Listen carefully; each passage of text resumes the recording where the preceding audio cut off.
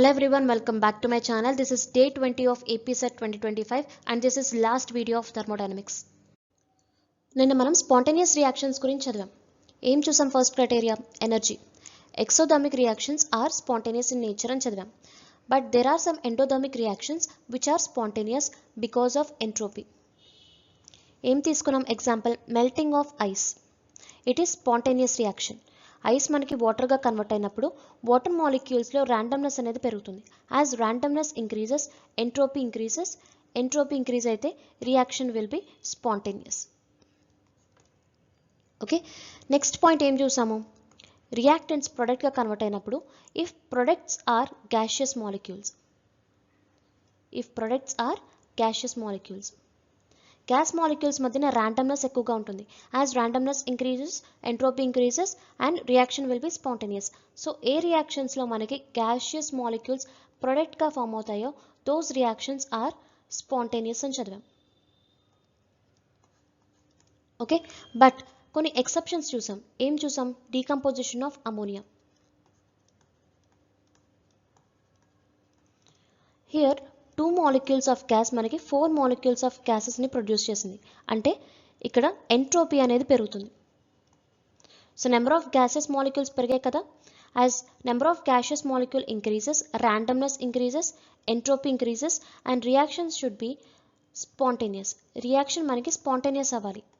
But this is non spontaneous and this is reversible process. So ఇక్కడ gas molecules పెరిగినా కూడా reaction entropy పెరిగినా కూడా మనకి నాన్ స్పాంటేనియస్ ఎందుకు అవుతుంది అంటే because of second law of thermodynamics.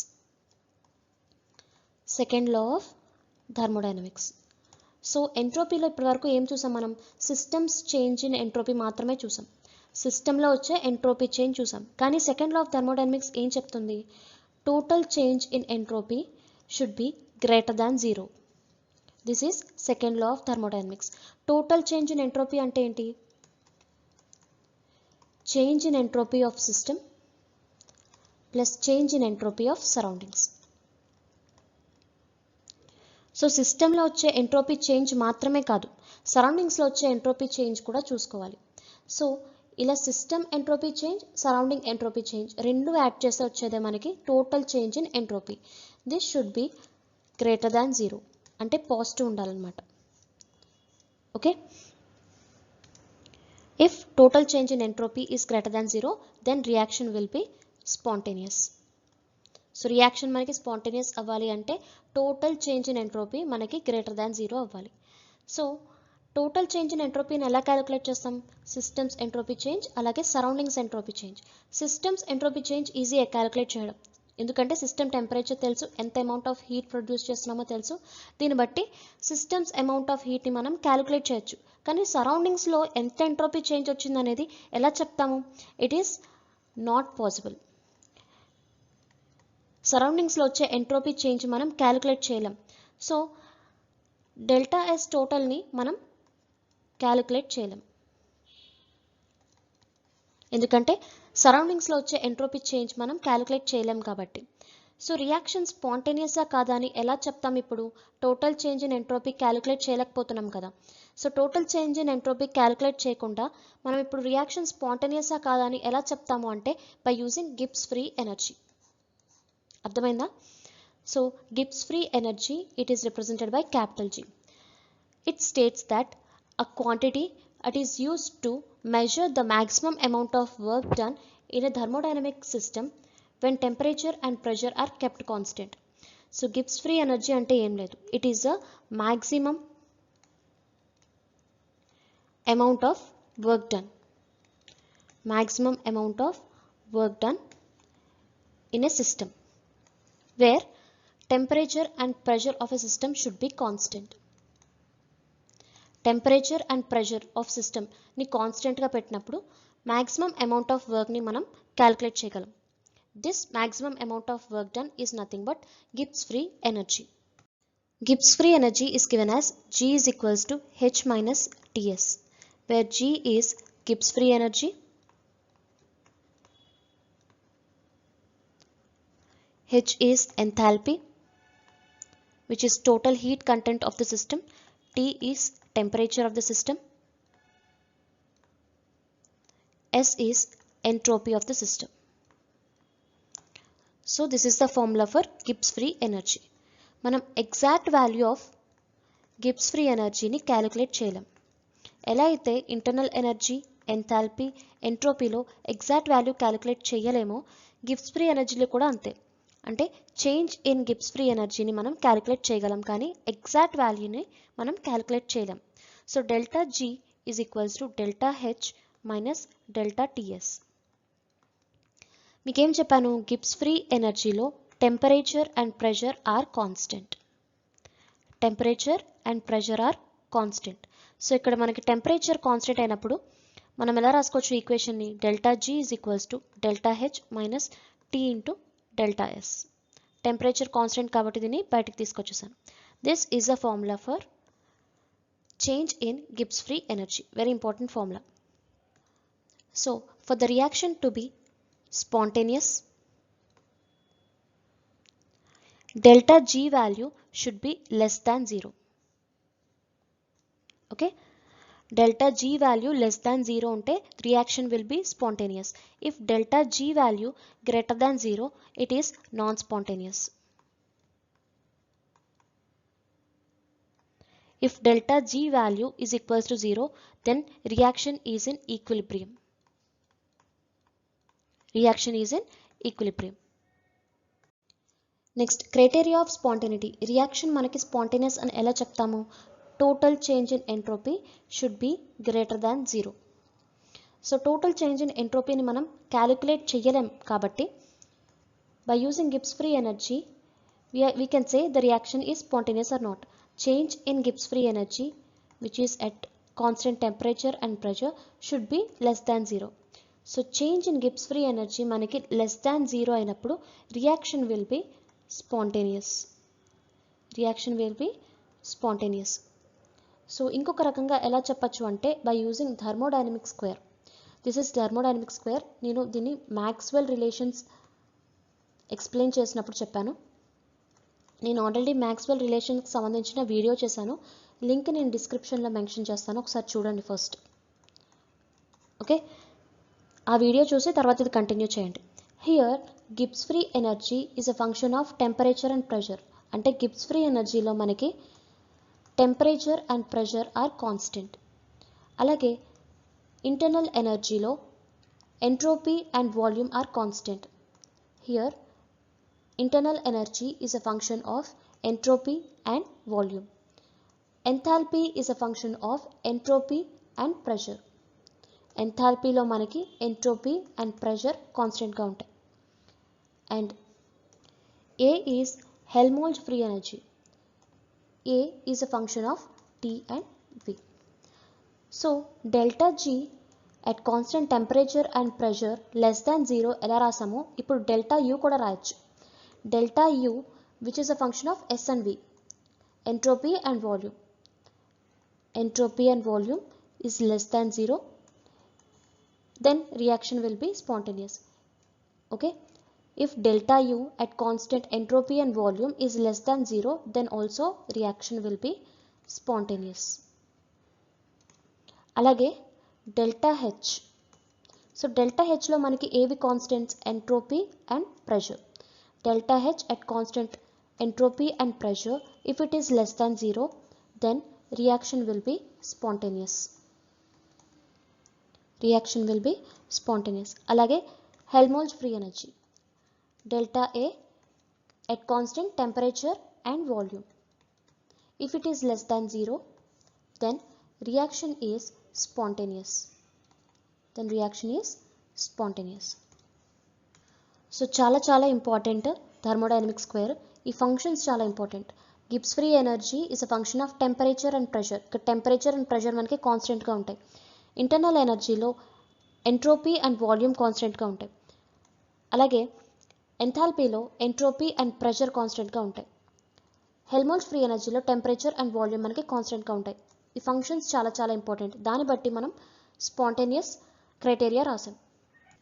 So ఇప్పుడు డెల్టా ఎస్ గ్రేటర్ దాన్ 0 ఎలా రాస్తామనేది చూద్దాం. సో ఎస్ ఇక్కడ ఏ రిలేషన్స్లో ఉన్నాయి? U and H. U and హెచ్లో మనకి ఎంట్రోపీ అనేది ఉంది. So delta S at constant internal energy and volume should be greater than 0.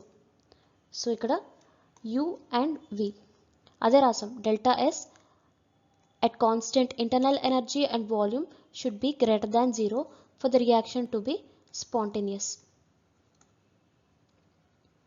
Next హెచ్లో కూడా S ఉంది కదా, entropy is constant in enthalpy. So delta S at constant H and P should be greater than 0 for the reaction to be spontaneous. Okay, అర్థమైంది అలా రాసాము. Maxwell are thermodynamic స్క్వేర్ని బట్టి ఈ criterias అని రాసాం. Delta s UV should be greater than 0 for the reaction to be spontaneous. Delta s HP should be greater than 0 for the reaction to be spontaneous. And ఈ relations ఇవి చాలా చాలా important. If delta S is equals to 0 then reaction is non-spontaneous and reaction is at equilibrium. Reaction మనకి ఈక్విలిబ్రియంలో ఉన్నట్టు. So ఈ symbols చాలా important. Less than 0 ఇస్తున్నారా లేకపోతే ఈజ్ ఈక్వల్స్ టు ఇస్తున్నారా అనేది చూసుకోవాలి. If delta G is equals to 0 then reaction is in equilibrium. క్వశ్చన్లో ఏమిస్తారు, delta G TP is equals to 0 అన్నారనుకోండి. So the reaction is equilibrium అని చెప్తాం. If delta G TP is less than 0 then reaction is spontaneous. If delta G TP is greater than 0 ఇస్తే then reaction is non spontaneous. So these are the criterias of spontaneity. We know that delta G is equal to delta H minus T into delta S. So మనకి క్వశ్చన్లో delta H value, delta S value, అలాగే temperature ఇచ్చేసారనుకోండి, delta G value మనం calculate చేయగలం. If delta G is negative then reaction is spontaneous. If delta G is positive then reaction is non spontaneous. ఇదే కదా condition. So ఇది implement చేద్దాం. If delta H is negative, delta S is negative, at low temperature delta G value is negative and reaction is spontaneous. అర్థం అవ్వలేదు కదా, ఇప్పుడు చెప్తాను చూడండి. We know that delta H is equal to delta S, delta H minus T into delta S. Delta H value ఏమంటున్నారు, negative. For example -3 తీసుకున్నాను. Minus temperature, లో temperature for example 1 Kelvin తీసుకున్నాను అనుకోండి, ఇంటూ డెల్టా ఎస్, అది కూడా మనకి negative value. -2 తీసుకుందాం, ఏమవుతుంది, -3 minus into minus plus 2, we are getting -1. మనకి ఎంత వచ్చింది value, delta G is equals to -1 వచ్చింది. అంటే delta G value is negative. If delta G value is less than 0 then reaction is spontaneous. So if delta H is negative, delta S is negative, at low temperatures delta G is negative and reaction is spontaneous. High temperature తీసుకున్నాం అనుకోండి, so -3 minus high temperature కాబట్టి 2 Kelvin తీసుకున్నాను అనుకోండి for suppose, and delta S value negative, -2 తీసుకుందాం, ఏమవుతుంది, -3 minus into minus plus into 4, we are getting +1. So ఇక్కడ delta G value ఎంత వచ్చింది, +1 వచ్చింది. అంటే delta G value is greater than 0. So if delta G value greater than 0 then reaction is non spontaneous. అర్థమైందా ఈ table ఎలా రాశాను? So if delta H value is negative, delta S value is negative, at low temperature reaction is spontaneous.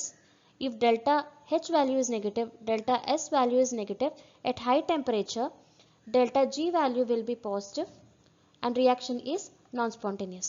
Okay. Next, if delta H is negative, delta S is positive, at any temperature delta G will be negative and reaction is spontaneous. ఇది చూద్దాం. So delta H negative అంటున్నారు, -3 తీసుకుందాం, minus లో temperature తీసుకుందాం, first 1 Kelvin తీసుకుందాం. Okay, delta S value positive కాబట్టి +2, ఇక్కడ positive కదా, +2. సో -3 -2 ఈజ్ ఈక్వల్ టు -5 వచ్చింది. So delta G value is negative. మనం ఏం చదివాం, డెల్టా జీ వాల్యూ నెగిటివ్ అయితే రియాక్షన్ ఈజ్ స్పాంటేనియస్. అలా కాకుండా హై టెంపరేచర్ తీసుకుందాం అనుకోండి, -3 -2 ఇంటూ 2 Kelvin తీసుకుంటే high temperature. So -3 -4 is equals to -7. ఇక్కడ కూడా మనకి నెగిటివ్ వాల్యూ వస్తుంది.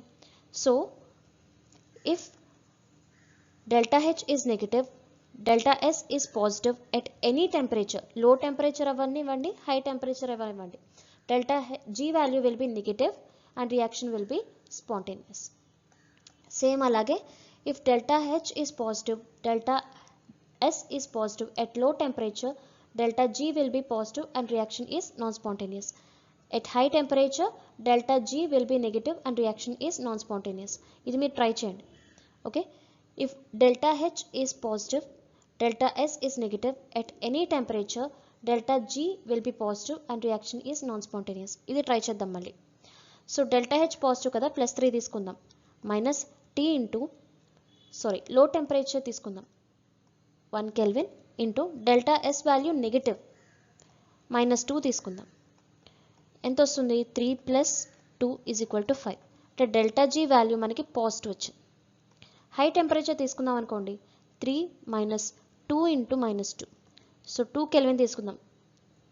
సో 2 కెల్విన్ తీసుకున్నప్పుడు మనకి 3 + 4 = 7.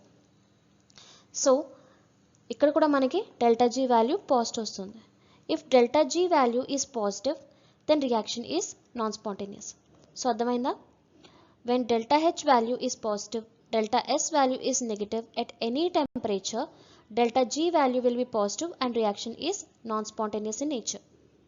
ఈ రకంగా మనం రియాక్షన్స్ స్పాంటేనియస్ నాన్ స్పాంటేనియస్ అని ఐడెంటిఫై చేసుకోవచ్చు. Calculations of change in Gibbs free energy. ఇప్పటి వరకు చేంజ్ ఇన్ గిబ్స్ ఫ్రీ ఎనర్జీని ఎలా క్యాలిక్యులేట్ చేసాం మనం? Delta G is equals to delta H minus T into delta S. So delta H value, delta S value, అలాగే temperature value substitute చేసి delta G వాల్యూని మనం క్యాలిక్యులేట్ చేసాం. If delta G is negative, it is spontaneous. delta G is greater than 0, then it is non spontaneous reactions అని చదివాం. అలా కాకుండా మీకు క్వశ్చన్లో ఇనీషియల్ ప్రెషర్, ఫైనల్ ప్రెషర్ ఇచ్చి చేంజ్ ఇన్ గిబ్స్ ఫ్రీ ఎనర్జీని క్యాలిక్యులేట్ చేయమన్నారు అనుకోండి, అప్పుడు మనం ఏ ఫార్ములా యూస్ చేస్తాము అంటే delta G is equal to nRT ln P2 divided by P1. Okay, అంటే మీకు క్వశ్చన్లో number of moles of gas ఇచ్చేస్తారు, టెంపరేచర్ ఇస్తారు, అలాగే ఇనీషియల్ ప్రెషర్, ఫైనల్ ప్రెషర్ ఇవి ఇచ్చి మీకు చేంజ్ ఇన్ గిబ్స్ ఫ్రీ ఎనర్జీని క్యాలిక్యులేట్ చేయమంటే ఈ ఫార్ములా యూస్ చేస్తాం. Very very important. నేను దీని డెరివేషన్ చెప్పట్లేదు, ఈ ఫార్ములా మాత్రం గుర్తుపెట్టుకోండి. మీకు initial pressure, final pressure, temperature and number of moles of gas ఇచ్చి చేంజ్ ఇన్ గిబ్స్ ఫ్రీ ఎనర్జీని క్యాలిక్యులేట్ చేయమంటే ఈ ఫార్ములాని మనం యూస్ చేస్తాం.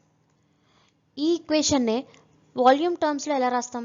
Delta G is equals to nRT ln V1 divided by V2. So క్వశ్చన్లో మీకు వాల్యూమ్స్ ఇస్తే ఈ ఈక్వేషన్ యూస్ చేస్తాం, ప్రెషర్ ఇస్తే ఈ ఈక్వేషన్ యూస్ చేస్తాం.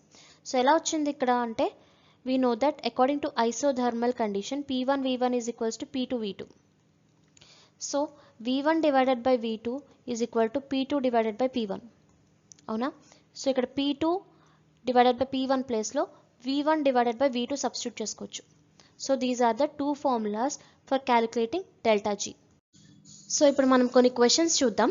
Calculate the change in entropy when change in Gibbs free energies are 30 joules and 50 joules at 200 Kelvin and 500 Kelvin respectively. So ఇక్కడ మనకి రెండు గిబ్స్ ఫ్రీ ఎనర్జీస్ ఇచ్చారు, which is delta G1 is equals to 30 joules at temperature 200 Kelvin, T1 is equals to 200 Kelvin, and ఇంకొక change in Gibbs free energy ఇచ్చారు కదా, which is 50 joules, అంటే delta G2 is equal to 50 joules at 500 Kelvin, T2 is equals to 500 Kelvin. ఏం అడుగుతున్నారు? Change in ఎంట్రోపీని calculate చేయమంటున్నారు. So delta S value calculate చేయాలి.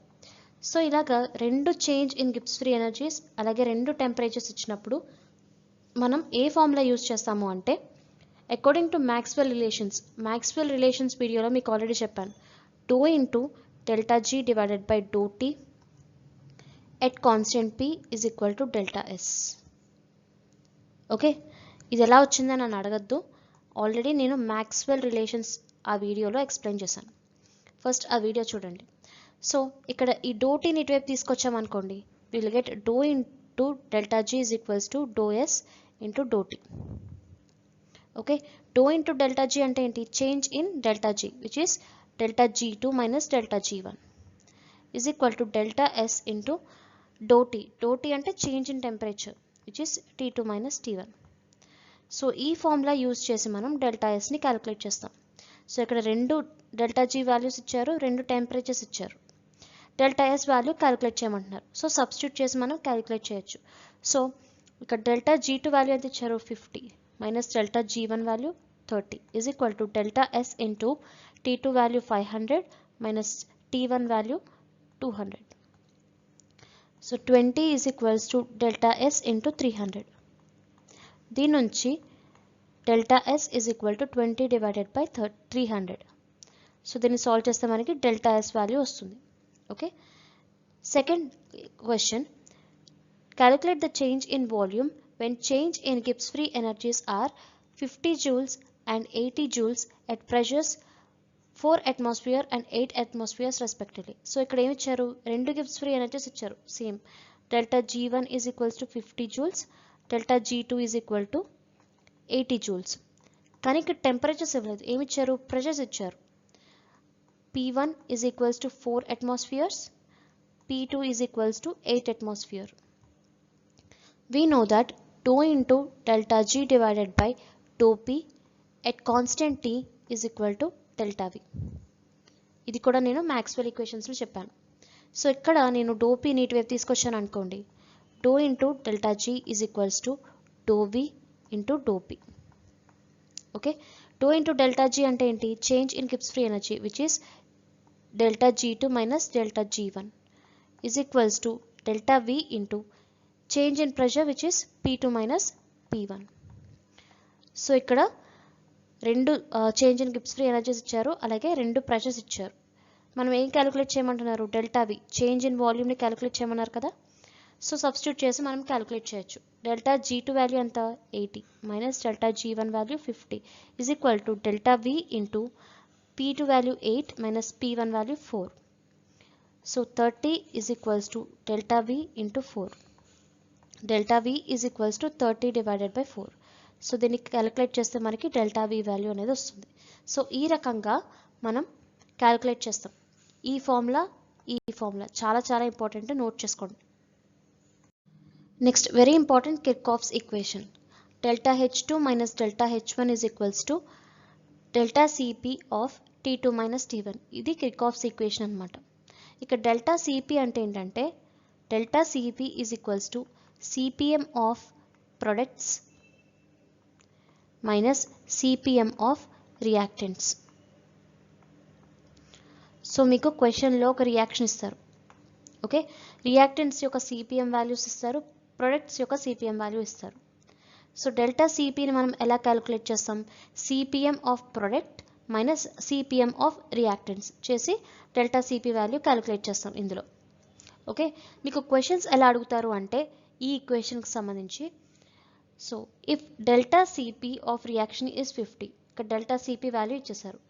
And if delta H1 is equal to 20 joules, delta H1 value ఇచ్చారు at temperature 200 kelvin. So T1 value 200 ఇచ్చారు. And delta H2 is equals to 10 joules, H2 value 10 joules ఇచ్చారు. ఏం calculate చేయమంటున్నారు? T2 calculate చేయమంటున్నారు. So T2 వాల్యూని calculate చేయాలి. So ఈ values అని సబ్స్టిట్యూట్ చేసి మనం T2 వాల్యూ క్యాలిక్యులేట్ చేయొచ్చు. సో ఈ ఈక్వేషన్ మనం ఇలాంటి క్వశ్చన్స్ అడిగినప్పుడు యూస్ చేస్తాం. ఓకే, మీకు క్వశ్చన్స్ ఇంకొక రకంగా ఎలా అడగచ్చు? రెండు ఎంథాల్పీ వాల్యూస్ ఇవ్వచ్చు. ఓకే, అంటే డెల్టా H1 డెల్టా H2 ఇచ్చి రెండు టెంపరేచర్స్ ఇచ్చి డెల్టా CP వాల్యూ క్యాలిక్యులేట్ చేయమనొచ్చు. సో అలాంటి కండిషన్స్లో మనం కిర్చాఫ్స్ ఈక్వేషన్ యూస్ చేస్తాం. So there is another equation where delta U2 minus delta U1 is equals to delta CV of T2 minus T1. Same Kirchhoff's equation లాగానే ఇక్కడ ఎంథాల్పీలో మనకి pressure constant కాబట్టి delta CP తీసుకున్నాం. Internal ఎనర్జీలో మనకి volume constant already చదువుకున్నాం కదా. So delta U2 minus delta U1 is equal to delta CV of T2 minus T1. So ఈ ఈక్వేషన్ ఎప్పుడు యూజ్ చేస్తాము అంటే క్వశ్చన్ చూద్దాం. If CV of reaction is 30, CV value ఇచ్చేసారు. Okay, if U2 is equals delta U2 is equals to 50 joules, delta U2 value ఇచ్చారు. At temperature 300 kelvin అంటే T2 value 300 kelvin ఇచ్చారు. Calculate delta U1 at 200 kelvin, delta U1 value calculate చేయమంటున్నారు. T1 value ఇచ్చేసారు 200 kelvin. So ఇందులో substitute చేసి మనం delta U1 value calculate చేయొచ్చు కదా. సో ఈ రకంగా క్వశ్చన్స్ అడిగినప్పుడు మనం ఈ ఫార్ములాని యూజ్ చేస్తాం. సో ఇంకొక రకంగా మనం క్వశ్చన్ ఎలా అడగచ్చు అంటే రెండు చేంజ్ ఇన్ ఇంటర్నల్ ఎనర్జీ ఇచ్చి రెండు టెంపరేచర్స్ ఇచ్చి డెల్టా CV వాల్యూ కూడా క్యాలిక్యులేట్ చేయమనొచ్చు. అప్పుడు కూడా ఈ ఈక్వేషన్ మనం యూజ్ చేస్తాం. ఈ రెండు ఈక్వేషన్స్ చాలా చాలా ఇంపార్టెంట్, గుర్తుపెట్టుకోండి. Next, very important, Clausius-Clapeyron equation. It relates the change in substance vapor pressure with temperature in equilibrium reactions. Equilibrium reactions లో substance లో వచ్చిన vapor pressure change అలాగే with respect to temperature ఈ రెండింటిని రిలేట్ చేసేదే Clausius-Clapeyron equation, which is given by dP divided by dt at equilibrium reactions. So change in vapor pressure, substance vapor pressure with temperature is nothing but Clausius-Clapeyron equation is equal to delta S divided by delta V. Okay, delta S is change in entropy and delta V is change in volume. We know that delta S is equal to delta H divided by T in equilibrium reactions. Equilibrium reactions ante they are phase transformation reactions. మనం already చూసాం కదా, solid to liquid, liquid to gas. So these are equilibrium reactions. ఇలా phase transformation reactions లో delta S value ఏంటి, delta S is equal to delta H divided by T. So ఇక్కడ delta S place లో delta H divided by T substitute చేసుకుంటే we will get delta H by T into delta V. So this is the Clausius-Clapeyron equation. Very very important. So in condensed phase అంటే solid to solid, liquid to liquid and gas to gas ఇలా equilibrium reactions జరిగినప్పుడు Clausius-Clapeyron equation ఏమవుతుందనేది చూద్దాం. We know that dP divided by dt at equilibrium reaction is equal to delta H divided by T into delta V. So ఈ dtని ఇటువైపు తీసుకొచ్చామనుకోండి, we will have dP is equal to delta H divided by delta V into 1 by T into delta V, 1 by T into dt. On integrating, దీన్ని integrate చేసినప్పుడు we will get P2 minus P1 is equal to delta H divided by delta V into ln T2 by T1. So 1 by x ని integrate చేస్తే we will have ln x minus ln y is equals to ln x by y. So ఇక్కడ limits మనకి T1 T2 P1 P2. So integrate చేస్తే మనకి upper limit minus lower limit value వేసుకుంటాం. So we will have this equation P2 minus P1 is equal to delta H divided by delta V into ln T2 divided by T1. This is a formula used for condensed phase అంటే solid to solid, liquid to liquid, gas to gas వీటి మధ్యన equilibrium reactions జరిగినప్పుడు ఈ formula use చేస్తాం. Okay, if gas is involved, second condition, if gas is involved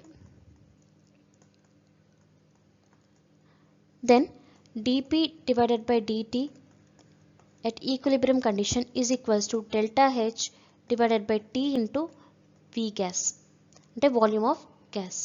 Okay, this is the equation. We know that according to ideal gas PV is equals to nRT. So దీని నుంచి V గ్యాస్ని calculate చేయొచ్చు కదా, V gas is equals to nRT divided by P. So ఇక్కడ V gas ప్లేస్లో nRT by P substitute చేసుకుందాం. We will get dP divided by dt at equilibrium condition is equals to delta H divided by T into nRT by P. So ఈ Pని ఇటువైపు తీసుకొచ్చామనుకోండి and we will get P into dP, ఈ dtని ఇటువైపు తీసుకొద్దాం. So P into dP is equals to delta H divided by nRT square into dt on integrating. So దీన్ని integrate చేస్తే మనకు వచ్చే equation ln P2 divided by P1 is equals to minus delta H by nR of 1 by T2 minus 1 by T1. This is very important formula. Note చేసుకోండి ఒక పక్కన. So gas involve అయినప్పుడు Clausius Clapeyron equation will be ln P2 by P1 is equals to minus delta H divided by nR of 1 by T2 minus 1 by T1. Very very important formula. So condensed phase use చేసినప్పుడు P2 minus P1 is equals to delta H divided by delta V into ln T2 divided by T1 use చేస్తాం. Gas involve అయితే ఈ equation use చేస్తాం. So ఈ formulas చాలా చాలా important. Questions అడుగుతారు ఈ ఫార్ములాస్ నుంచి, గుర్తుపెట్టుకోండి. Next calculation of delta G mix and delta S mix. So delta G mix అంటే ఏంటి? It is change in Gibbs free energy when components are mixed in the form of solution. So components అన్ని solution ఫామ్లో mix అయినప్పుడు then change in Gibbs free ఎనర్జీని delta G మిక్స్గా represent చేస్తాం. So delta G mix is equal to delta H mix minus T into delta S mix. Okay, here delta G mix should be less than 0 for a spontaneous reaction. Spontaneous అవ్వాలంటే reaction delta G mix value should be negative. Okay, and in the case of ideal gas లో మనకి interactions అనేవి ఉండవు. In that case delta H mix is equals to 0.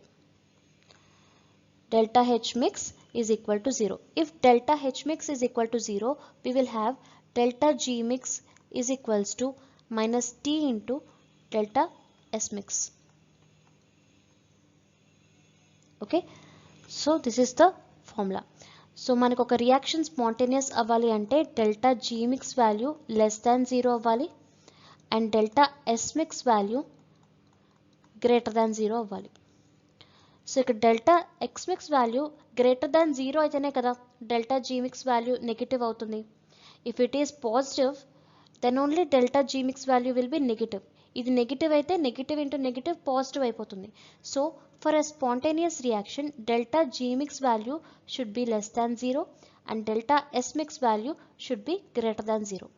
So delta G mix value ఎలా calculate చేస్తాము అంటే delta G mix is equal to NRT sigma xi ln xi, where xi is equals to mole fraction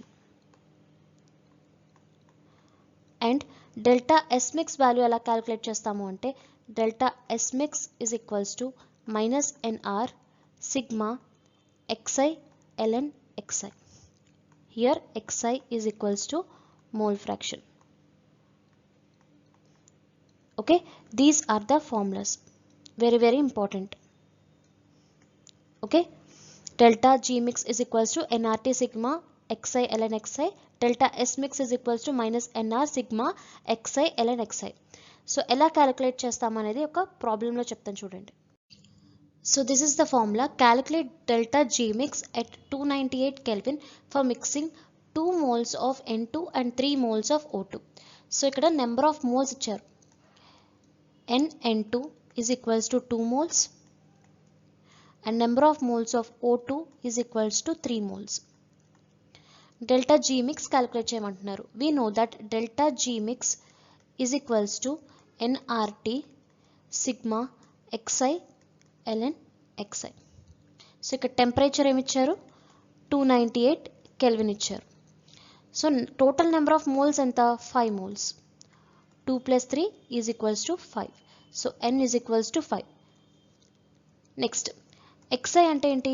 mole fraction. Mole fraction అంటే number of moles divided by total number of moles.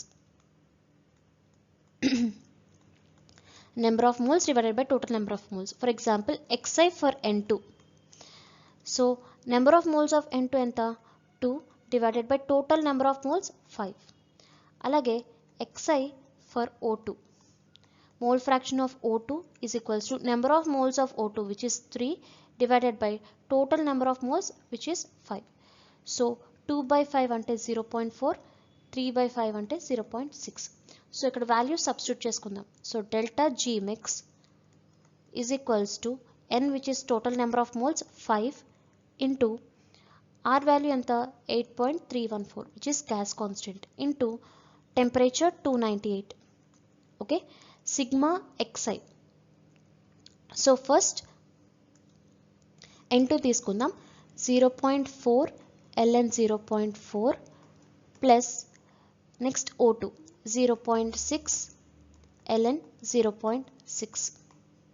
okay, so delta G mix is equals to 5 into 8.314 into 298 into 0.4 into ln 0.4 అంటే minus 0.916 plus 0.6 into ln 0.6 అంటే minus 0.511. So దీన్ని solve చేస్తే we will get delta G mix is equals to minus 8337 joules. Okay, this is the answer. Delta G mix value ఇలా calculate చేస్తాం. అర్థమైందా? xi value ఎలా calculate చేస్తామో, xi which is nothing but mole fraction, number of moles divided by total number of moles. So xi for n2 ఏమవుతుంది? Number of moles of n2 divided by total number of moles అంటే 2 divided by 5 which is nothing but 0.4. Next xi of O2, number of moles of O2 divided by total number of moles 3 divided by 5 is equals to 0.6 వచ్చింది. So ఇక్కడ ఏంటి? Sigma xi into ln xi. So xi value first n2 తీసుకుందాం. xi value ఎంత? 0.4 for n2, 0.4 into ln 0.4 summation కదా, so plus వేసుకుంటాం. Plus next O2 యొక్క xi value 0.6 into ln 0.6. దాన్ని solve చేస్తే మనకు వచ్చే value it is a delta G mix value. ఇక్కడ మనకి delta G mix value is less than 0. So here the reaction is spontaneous. Reaction is spontaneous. Next problem, calculate the entropy mixing for 2 moles of N2 and 3 moles of O2 at constant temperature and pressure. So ఇక్కడ ఏం అడుగుతున్నారు? Entropy mixing అంటే S mix ని calculate చేయమంటున్నారు. Delta S mix ని calculate చేయాలి. We know that delta S mix is equals to minus NR sigma xi ln xi. This is the formula. So ఇక్కడ xi అంటే ఏంటి? Mole fraction. ఫస్ట్ మనం total number of moles చూద్దాం. n is equals to 2 plus 3 which is 5 and xi for n2 చూద్దాం.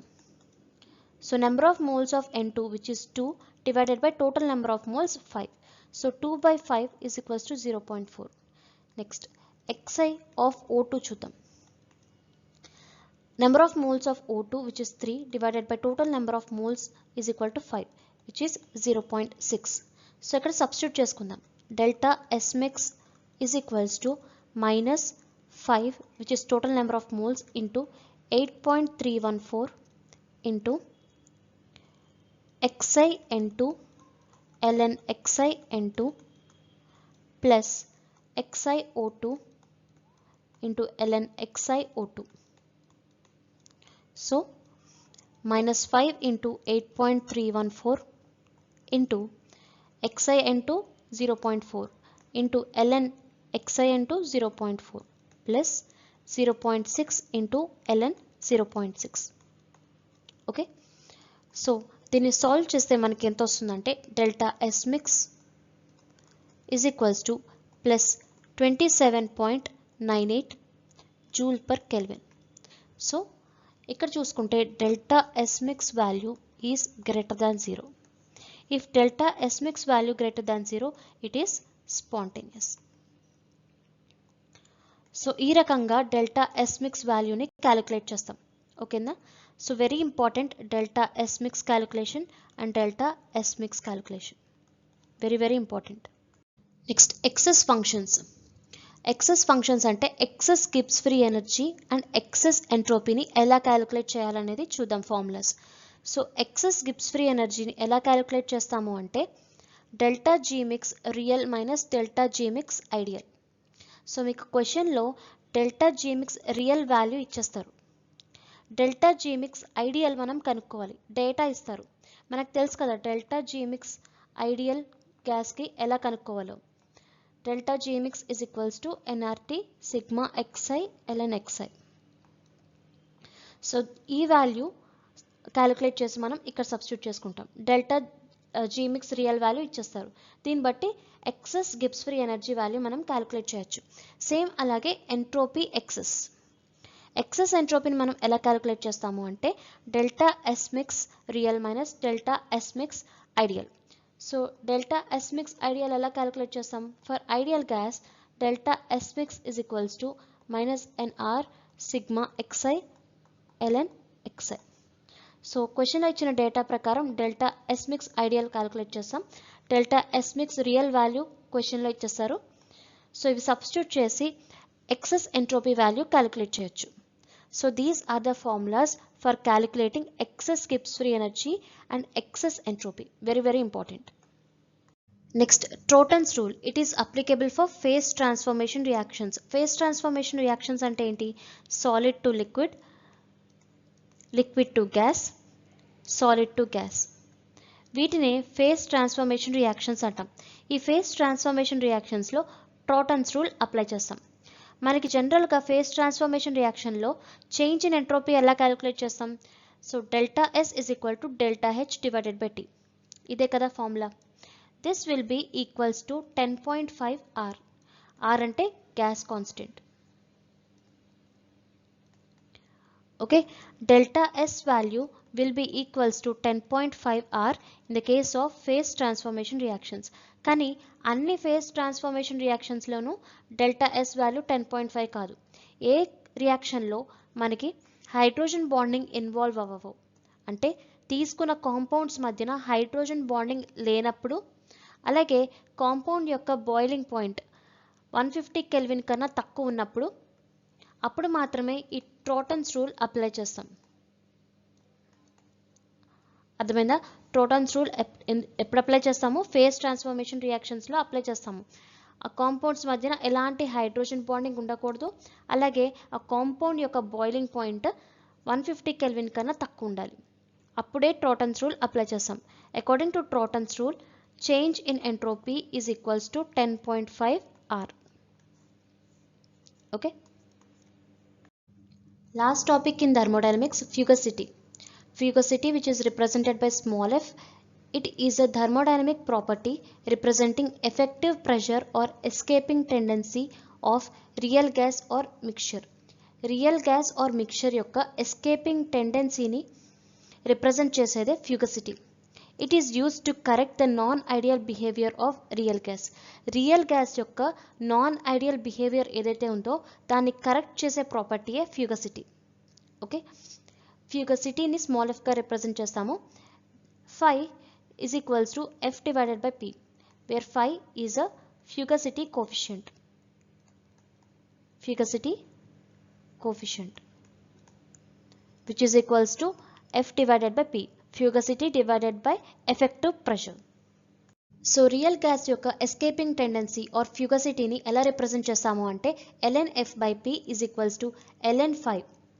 f by p is nothing but fugacity coefficient phi is equals to under the limits of 0 to p of z minus 1 by p into dp. This is a formula to represent escaping tendency of real gas in order to correct the non-ideal behavior, where Z is compressibility factor. Z ante compressibility factor, which is equals to volume of real gas divided by volume of ideal gas. According to Virial equation prakaram, Z is equals to 1 plus 1 by RT into P minus A by RT of P. This is a formula for Z. Now, at moderate pressure or low pressure, so low pressure దగ్గర real గ్యాసెస్లో attractive force అనేది ఎక్కువగా ఉంటుంది. Attractive force dominates. So real gas యొక్క equation ఎలా represent చేస్తాం మనం? Van der Waal equation, P plus A by V square into V minus P is equal to RT, where A represents the attractive force and B represents the repulsive force. So ఇక్కడ లో pressure దగ్గర ఏమవుతుంది, attractive force dominate అవుతుంది. So A will be greater than B. So మనకి Z value ఏం తెలుసు, Z is equals to 1 plus 1 by RT of B minus A by RT of B. So if A is greater than B, B value చాలా చిన్నది కాబట్టి B can be neglected. Then Z value ఏమవుతుంది, Z is equals to 1 minus, so ఇక్కడ negative sign కదా, so plus into minus we will get minus A by RT whole square of B. Okay, here Z value is less than 1. ఇక్కడ 1 minus some value అంటే 1 కన్నా తక్కువగా ఉంటుంది కదా Z value.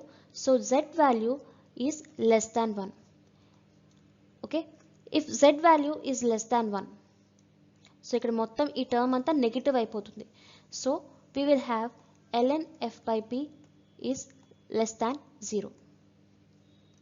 ln f by p value ఏమైపోతుంది, less than 0 అయిపోతుంది. And also f by p value less than 1. Okay, దీని నుంచి f is less than p. ఈ p ఇటువైపు పంపించేస్తే we will have f less than p. So at moderate pressure or low pressure we are having fugacity is less than the effective pressure. Very very important point. F is less than p in the case of low pressure. Here escaping tendency of real gas is less than ideal gas. Escaping tendency of real gas is less than ideal gas. So this is a condition of low pressure. Next at high pressure. So high pressure appudu manaki repulsive force will dominate. Repulsive force dominates. Repulsive force ante enti, B. So B will be greater than A. We know that Z is equals to 1 plus 1 by RT of B minus A by RT of B. So ఇక్కడ B value A కన్నా చాలా ఎక్కువగా ఉంటుంది, ఎందుకంటే high ప్రెషర్లో మనకి repulsive force dominate అవుతుంది కాబట్టి. So A can be neglected. Aని మనం నెగ్లెక్ట్ చేస్తే we will have Z is equals to 1 plus 1 by RT into BP. Okay, so ఇక్కడ చూసుకుంటే Z value is greater than 1. So 1కి ఒక వాల్యూ యాడ్ అవుతుంది. So Z value will B greater than 1. And also ఇక్కడ Z value greater దాన్ 1 అయితే ln f by p will be greater than 0. f by p value will be greater than 1. దీని నుంచి f will be greater than p. Okay, so this is a condition for high pressure. So high pressure condition లో మనకి f is greater than p. Very very important condition. Here escaping tendency of real gas is greater than ideal gas. Okay, high pressure లో తీసుకున్నప్పుడు fugacity is greater than the external pressure, అంటే escaping tendency of real gas is greater than ideal gas. So ఈ వీడియోతో మనకి thermodynamics topic complete అయిపోయింది. నేను almost 90% సిలబస్ని cover చేశాను. ఆ సిలబస్ సరిపోతుంది మీకు సెట్ ఎగ్జామినేషన్ పరంగా. సో మీకు ఈ వీడియో నచ్చిందని అనుకుంటున్నాను. మీకు నచ్చితే please like, share and subscribe to my channel. Thank you so much for watching.